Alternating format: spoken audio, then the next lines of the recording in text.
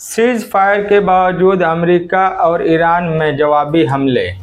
नए Iranian air defence system ने MQ-9 ripper को निशाना बनाया। इजराइल ने सौदर्न लेबनान पर हमला तेज कर दिया, 16 अफराद हलाक। हमास कमांडर मोहम्मद ओदेह की शहादत। गाजा सिटी पर इजरायली एयर स्ट्राइक, 4 बच्चे समेत 10 हलाक।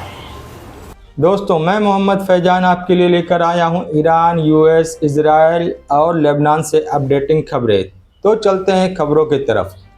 दोस्तों, अमेरिका ने ईरान के एक मिलिट्री साइट पर नया हमला किया है। हमला लोकल टाइम के मुताबिक 28 मई को रात 1:30 बजे किए हैं। रिपोर्ट्स के मुताबिक US मिलिट्री ने ईरानियन ड्रोन्स को भी इंटरसेप्ट किया और बंदर अब्बास के करीब एक ड्रोन कंट्रोल स्टेशन को निशाना बनाया। अमेरिकन ऑफिशियल्स का कहना है कि ये स्ट्राइक सेल्फ डिफेंस सिस्टम के लिए की गई है ताकि US फोर्स और समुद्री ट्रैफिक को महफूज रखा जा सके।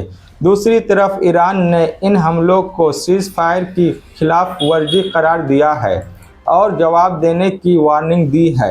IRGC के मुताबिक US के इन हमलों से कोई जानो माल की नुकसान नहीं हुई है। ये सब उस वक्त हो रहा है जब कतर में ईरान और अमेरिका के दरमियान पीस टॉक्स भी चल रही है। IRGC ने क्लेम किया है कि उन्होंने कुवैत में एक अमेरिकन एयरबेस पर मिसाइल और ड्रोन से हमला किया है। ये हमला 28 मई को सुबह 4:50 में हुआ। ईरान के मुताबिक ये हमला अमेरिका के बंदर अब्बास के करीब किए गए एरियल स्ट्राइक के जवाब था। ईरान ने इसे सीरियस वार्निंग कहा है और धमकी दी है कि अगर अमेरिका ने फिर से हमला किया तो और भी सख्त जवाब दिया जाएगा। कुवैत की आर्मी ने कन्फर्म किया है कि उनके एयर डिफेंस सिस्टम एक्टिवेट हो गए हैं और इनकमिंग मिसाइल्स और ड्रोन्स को इंटरसेप्ट कर रहे हैं। मुल्क में एक्सप्लोजन्स की आवाज़ें सुनी गई है जो इंटरसेप्शन की वजह से हुई है। इस वक्त किसी भी तरफ से कैजुअलिटीज़ या बड़े नुकसान की ऑफिशियली कंफर्मेशन नहीं हुई है। ये इवेंट्स ईरान और अमेरिका के बीच सीज फायर के बावजूद हो रहा है और गल्फ रीजन में टेंशन बढ़ रहे हैं। रीजन में टेंशन बढ़ने की वजह यह है जब डोनाल्ड ट्रंप ने 27 मई को कहा कि कोई भी स्ट्रेट ऑफ हॉर्मुज को कंट्रोल नहीं करेगा। उनका ये बयान तेहरान और वाशिंगटन के दरमियान चलने वाली नेगोशिएशन के हवाले से आया। ट्रंप ने कहा कि ये इंटरनेशनल वाटरवे सबके लिए खुला रहना चाहिए।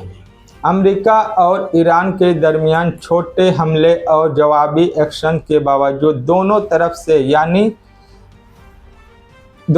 से यही कहा जा रहा है कि सीज फायर अभी फ्रेगिल यानी कमज़ोर हालात में सही लेकिन बाकी है। पीस टॉक्स अभी भी जारी है। ईरान ने दावा किया है कि उसने स्ट्रेट ऑफ हॉर्मुज के पास एक अमेरिकन MQ-9 रिपर ड्रोन्स को नए एयर डिफेंस सिस्टम जिसका नाम अर्शे कमांगीर है उससे गिरा दिया है। ईरान के मुताबिक ये सिस्टम ड्रोन्स को डिटेक्ट और टारगेट कर सकता है।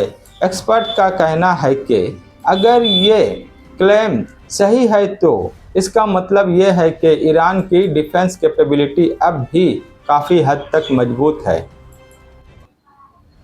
बढ़ते हैं अगली खबर की तरफ। इजराइल ने सौदर्न लेबनान में हमला तेज कर दिया है जिसमें कम अज कम 16 अफराद हलाक और 58 जख्मी हो गए हैं। लेबनीज अथॉरिटीज़ के मुताबिक कई इलाकों में बॉम्बिंग की गई और हजारों लोगों को अपने घर छोड़कर निकलना पड़ा।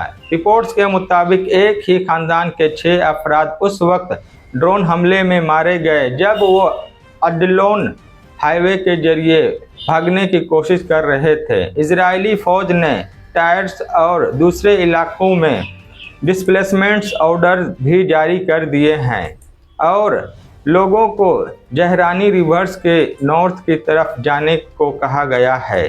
टायर शहर में रात भर एयर स्ट्राइक होती रही, जहां एक बिल्डिंग और कैफे को निशाना बनाया गया।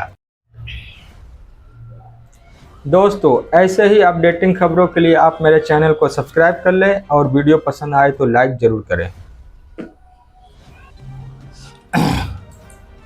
बढ़ते हैं अगली खबर की तरफ। हमास कमांडर मोहम्मद ओदे की शहादत। हमास ने अपने सीनियर मिलिट्री कमांडर्स मोहम्मद ओदे, जिसे अबू अमोर भी कहा जाता है, उनकी मौत की तस्दीक की है। हमास के मुताबिक वो अपनी बीवी और 3 बच्चों के साथ इजरायली हमले में मारे गए। मोहम्मद ओदे को अल-कस्साम ब्रिगेडियर्स के फाउंडिंग कमांडर्स में से एक माना जाता है और वो हमास की मिलिट्री इंटेलिजेंस में अहम रोल अदा कर रहे थे। उन पर हमला उस वक्त होता है जब वो अपनी बीवी बच्चों के साथ ईद के एक दिन। बढ़ते हैं अगली खबर की तरफ। गाजा सिटी में इजरायली एयर स्ट्राइक में कम अज़ कम 10 फ़लस्तीनी हलाक हो गए, जिनमें 4 बच्चे भी शामिल हैं। 20 से ज़्यादा लोग जख्मी बताए जा रहे हैं। ये हमला एक रेजिडेंशियल बिल्डिंग पर किया गया जो डिस्प्लेस्ड फैमिलीज़ के टेंट्स के करीब थे। अटैक हमास लीडर्स मोहम्मद ओदे की फ्यूनरल्स के चंद घंटों बाद हुए। मुकामी लोगों का कहना है कि सीज़ फायर के बावजूद गाजा में हमले अब भी जारी है और ह्यूमैनिटेरियन क्राइसिस बढ़ता जा रहा है।